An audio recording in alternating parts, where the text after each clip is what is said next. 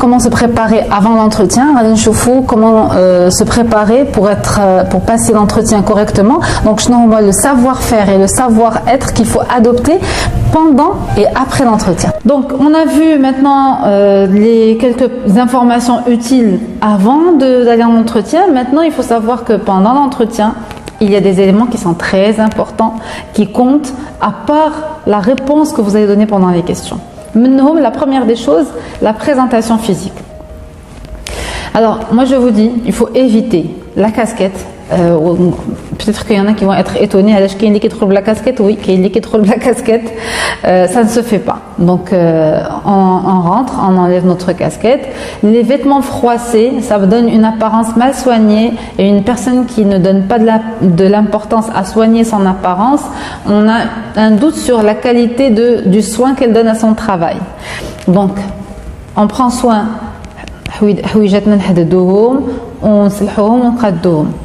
Les mauvaises odeurs اللي كيكون كيعرف راسو الا ضرب الطريق ولا تمشى بزاف ولا دار مجهود غادي تكون شي ريحه الله يخليكم ما فيها عيب حنا كلنا كتوقع لينا ولكن ملي كنكون غنمشي لونتروتيان جو في اتونسيون دافونتاج سي تري امبورطون لان بحثرات لو بروفيل يمكن يكون عنده بزاف د الحوايج ما يتقال ولكن راه تيكونوا دي فاكتور بحال لي موفيز اودور كونط elles sont frappantes alors le recruteur il est obligé d'arrêter l'entretien parce que داكشي لا يطاق. Alors la présentation sale, les ongles sales, les taches, les الحوايج, la dentition quelqu'un qui pendant l'entretien ses services ou ses compétences et il se donne pas la peine de soigner son apparence, on se pose beaucoup de questions, donc à éviter. Les vernis à ongles écaillés. Pour les jeunes demoiselles, soit on ne met pas de vernis, soit si on met le vernis, eh ben, il faut qu'il soit soigné. Donc le vernis à ongles qui n'est pas les kollom khshar, ça sert pas à grand chose. On peut l'enlever, c'est plus simple, surtout des postes où vous êtes en contact avec les clients. Une apparence extravagante aussi est à éviter. Sa tenue diallo, il veut sortir de l'ordinaire. Alors il faut faire attention. Si je postule pour un métier artistique, ça peut passer. Mais si je postule pour un poste de commercial, de responsable RH ou un poste c'est-à-dire dans une direction, l'apparence elle doit être standard. Donc il faut arrêter d'essayer d'attirer l'attention. Par contre, ce qu'on peut favoriser, on ne demande pas la lune, hein, juste une tête bien coiffée, et pour les personnes qui sont voilées, un voile qui est sobre, bien même prendre les chignons sur les voiles, etc. Une tenue simple, correcte, bien soignée, propre, une odeur de propreté. Bon, pour ceux qui choisissent de mettre les parfums, au moins, mais un parfum trop fort avec et une apparence professionnelle. C'est très important parce que qu'il y a des tenues qui sont très jolies, qui sont propres, mais elles ne sont pas professionnelles, que ce soit pour les filles et pour les garçons. Donc une apparence professionnelle, c'est une apparence qui passe un petit peu partout. ماشي بحال اللي غادي نمشي للبحر ولا غادي نمشي نجلس في جمعية entre amis. Maintenant le savoir-être. Le savoir-être هو ملي كنشوفوا la personne كيفاش هي دايره في التصرفات ديالها. Donc la première des choses qu'on va éviter, c'est le retard. Le retard, il indique que c'est une personne qui qu'on a une réunion, qu'on a des rendez-vous, qu'il y a les risques d'être en retard. Parler avec les mains, jouer avec les cheveux. Quelqu'un qui le recruteur, les Arabes généralement, on parle avec les mains, mais que ça soit modéré. Ça c'est des choses qui sont importantes. Ça attire parce que ça perturbe la personne qui est en face de vous. L'apparence victime ou hautaine. Alors, bien sûr, c'est très important. Et en même temps,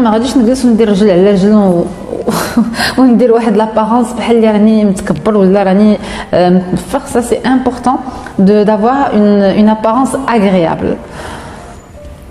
Le sourire déplacé. Le sourire déplacé, le recruteur qui a dalma ou l'insan اللي قبلته était داك ouais non ça se fait pas.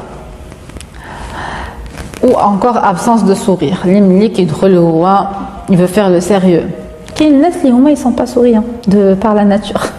Mais pendant l'entretien, c'est très important parce que absence de sourire, ça peut refroidir la personne qui est en face de vous et on va se dire oui mais bon l'équipe elle va avoir des difficultés d'intégration donc ça serait bien d'apprendre à sourire devant le miroir. Le temps mou c'est une personne qui va parler oui j'ai fait et j'ai déjà travaillé dans cette entreprise mais non ça c'est pas. Fuir le regard. Il n'y a pas de raison pour fuir le regard. Généralement, c'est des gens qui sont très timides, mais il faut se dire que quand le marché de l'emploi, timide quand ma vie personnelle. Le marché de l'emploi, c'est un marché où je viens pour commercialiser mes compétences, mes services. Donc, il faut absolument que j'ai confiance en moi et que je regarde en face. Bien sûr, c'est pas par insolence, mais pour montrer que je suis là, je suis concentrée. Donc, ce qu'on va favoriser à la place de ce qu'on doit éviter, c'est un regard droit. Donc, le recruteur je lui montre de l'intérêt. Le sourire agréable, et bien sûr on ne va pas être souriant de A à Z, mais pendant l'échange, quand il y a moyen de placer un sourire, eh ben j'en place un. Le charisme et le contact facile. Le charisme, c'est quelque chose qui s'apprend. Vous pouvez rentrer sur YouTube et voir un petit peu comment on apprend à être charismatique. C'est d'abord une posture droite, une façon de parler agréable. Il y a des techniques, vous pouvez vous entraîner là-dessus. Et le contact facile, donc on peut se lâcher, bien sûr avec des limites, mais on peut être à l'aise. Pendant l'entretien,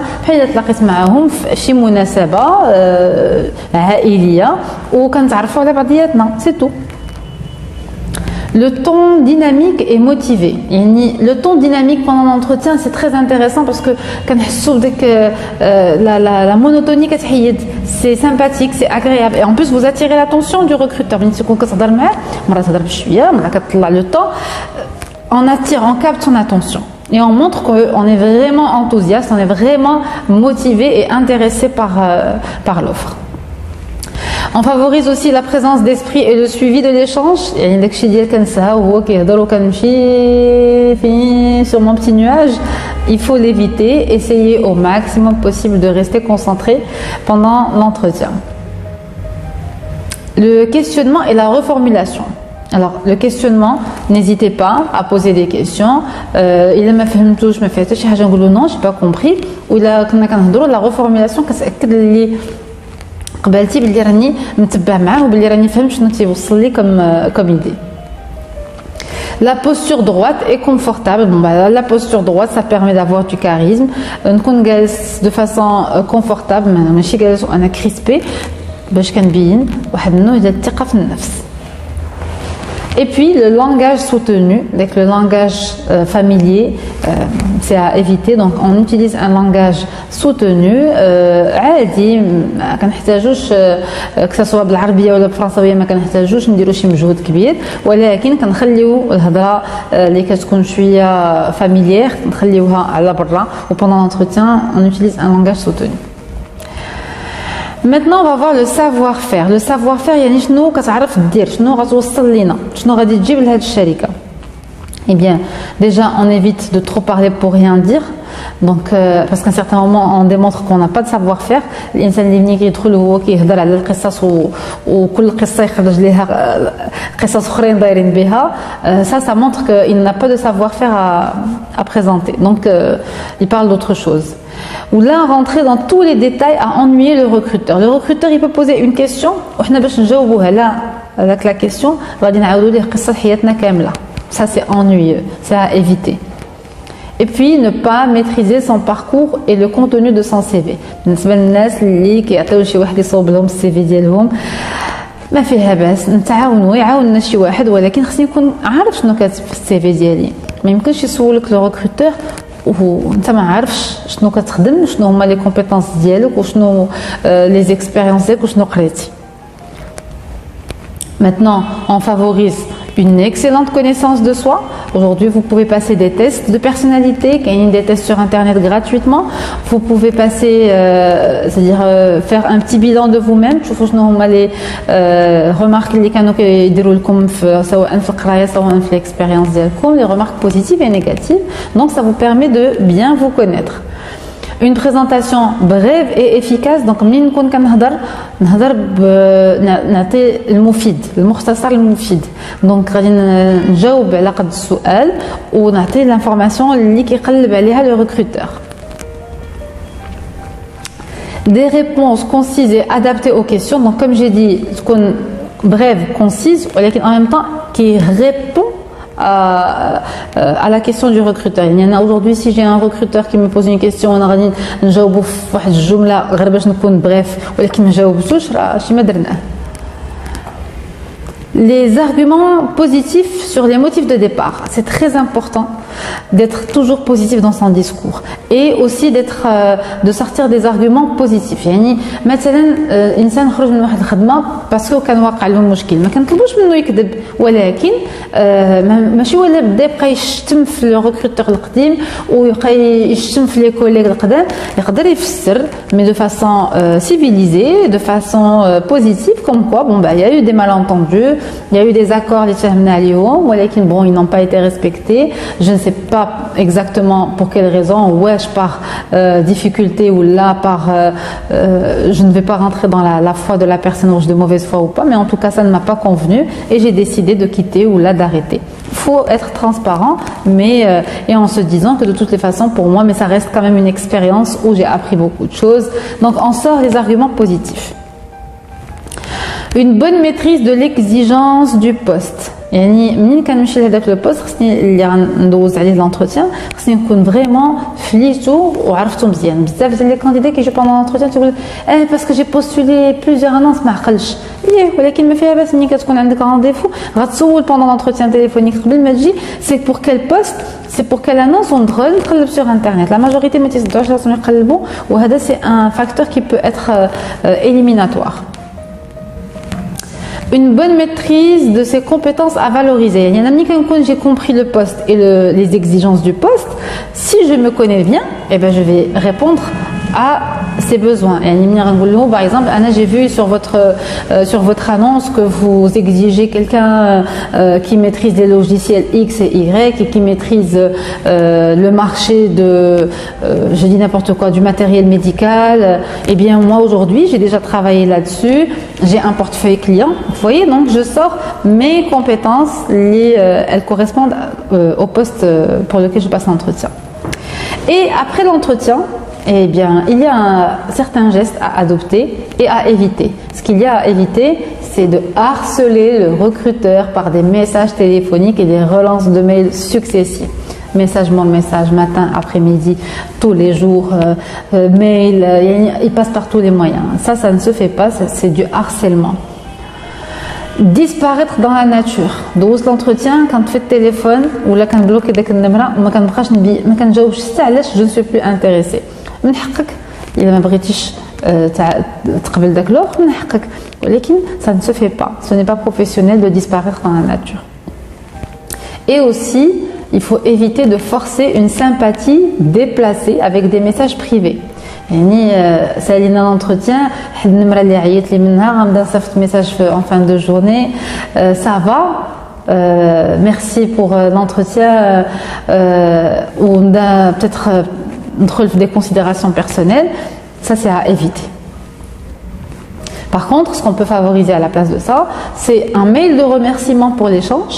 Donc on peut envoyer un mail, merci de m'avoir consacré cette opportunité pour pouvoir vous présenter mes services, ou merci pour votre agréable accueil. Un mail de remerciement avec un langage soutenu.